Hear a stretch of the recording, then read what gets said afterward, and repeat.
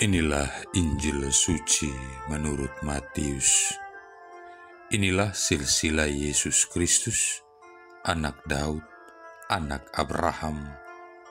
Abraham memperanakan Ishak, Ishak memperanakan Yakub, Yakub memperanakan Yehuda dan saudara-saudaranya, Yehuda memperanakan Peres dan Serah dari Tamar, Peres memperanakan Hesron, Hesron memperanakan Ram, Ram memperanakan Aminadab, Aminadab memperanakan Nahason, Nahason memperanakan Salmon, Salmon memperanakan Boas dari Rahab, Boas memperanakan Obed dari Rut, Obed memperanakan Isai, Isai memperanakan Raja Daud, Daud memperanakan Salomo dari istri Uria, Salomo memperanakan Rehabeham, Rehabeham memperanakan Abia, Abia memperanakan Asa, Asa memperanakan Yosafat, Yosafat memperanakan Yoram, Yoram memperanakan Uzia, Uzia memperanakan Yotam, Yotam memperanakan Ahas, Ahas memperanakan Hizkia, Hizkia memperanakan Manasye, Manasye memperanakan Amon, Amon memperanakan Yosia, Yosia memperanakan Yekonya dan saudara-saudaranya pada waktu pembuangan ke Babel. Sesudah pembuangan ke Babel, Yekonya memperanakan Sealtiel, Sealtiel memperanakan Serubabel, Serubabel memperanakan Abihud, Abihud memperanakan Eliakim, Eliakim memperanakan Azor, Azor memperanakan Sadok, Sadok memperanakan Akim, Akim memperanakan Eliud, Eliud memperanakan Eleasar, Eleasar memperanakan Matan, Matan memperanakan Yakub, Yakub memperanakan Yusuf suami Maria yang melahirkan Yesus yang disebut Kristus. Jadi seluruhnya ada 14 keturunan dari Abraham sampai Daud, 14 keturunan dari Daud sampai pembuangan Babel, dan 14 keturunan dari pembuangan Babel sampai Kristus. Demikianlah sabda Tuhan. Saudara-saudari yang terkasih, mulai tanggal 17 Desember, pada masa Advent, bacaan-bacaan liturgis dipusatkan pada kedatangan Putra Allah sebagai anak manusia di tengah dunia pada hari raya Natal. Hari ini kita merenungkan silsilah Yesus Kristus. Sampai berapa seringkah kalau menjumpai suatu silsilah dalam kitab suci, kita mengabaikannya atau membacanya secara sekilas lintas saja, kemudian mencari dan membaca cerita-cerita yang lebih menarik. Akan tetapi dengan bertindak seperti itu, kita akan kehilangan kesempatan untuk melihat wawasan yang berkenaan dengan rencana Allah. Silsilah Injil Matius tentang Yesus tidak hanya memperluas pemahaman kita tentang persiapan Allah berkaitan dengan kelahiran putranya, melainkan juga membuka pikiran kita bagi kemampuan indah dari Allah untuk mendatangkan kebaikan dalam segala macam situasi yang dihadapi.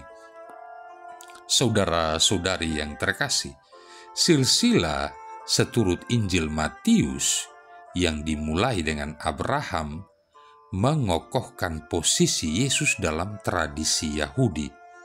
Sebaliknya, silsilah seturut Injil Lukas lihat Injil Lukas bab 3 ayat 23-38, itu melacak asal-usul Yesus, mundur ke belakang sampai Adam, dan menekankan signifikansi Yesus secara universal.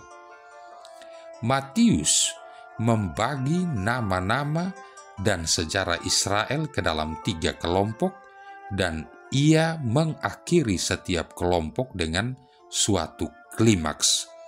Daud sebagai raja, Matius bab 1 ayat 6, pembuangan di Babel, Matius bab 1 ayat 11, dan kelahiran Yesus, Matius bab 1 ayat 16. Dengan menulis secara begini, Matius menunjukkan betapa hati-hati Allah mempersiapkan umatnya untuk kedatangan Sang Mesias. Tidak ada sedikit pun detail yang luput dari perhatiannya. Bila kita memperhatikan persiapan yang sangat cermat, kita dapat menjadi terkejut ketika menemukan bahwa tidak semua nenek moyang Yesus adalah orang-orang yang hidupnya patut dikagumi. Di samping menyebutkan nama-nama beberapa raja Yehuda yang jauh dari hidup saleh, Matius juga menyoroti beberapa insiden buruk dan menjijikan dalam sejarah Israel. Misalnya, tipuan Tamar agar dapat mengandung anak dari bapa mertuanya Yehuda. Lihat Kejadian bab 38.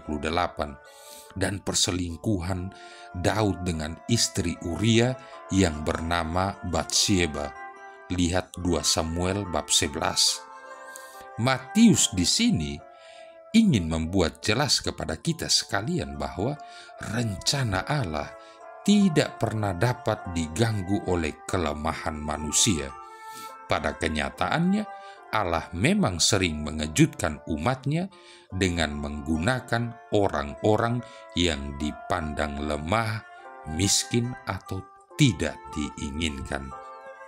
Saudara-saudari yang terkasih, dimasukkannya individu-individu ini dalam silsilah Yesus seharusnya menyemangati kita. Ada sebuah tempat untuk setiap pribadi dalam rencana penyelamatan Allah. Kita tidak perlu menjadi manusia yang sempurna atau kudus secara khusus agar dapat digunakan oleh Allah. Kita masing-masing mempunyai peranan yang penting seturut siapa diri kita sebagai anak-anak yang dikasihi Allah yang telah ditebus oleh Yesus. Marilah kita memegang kebenaran ini dalam hati kita. Yesus ingin memberikan kepada kita martabat besar dan rasa percaya dalam pelayanan kita baginya. Marilah berdoa. Allah Bapa Pencipta dan Penyelamat kami, Engkau menghendaki sabdamu menjadi manusia dalam rahim perawan Maria. Semoga Putra Tunggalmu, manusia seperti kami, sudi mengikutsertakan kami dalam kehidupan ilahi, sebab dialah Putramu, Tuhan dan pengantara kami, yang bersama dengan Dikau dalam persatuan Roh Kudus, hidup dan berkuasa, satu Allah sepanjang segala masa. Tuhan memberkati kita sekalian, Bapa, Putra, dan Roh Kudus.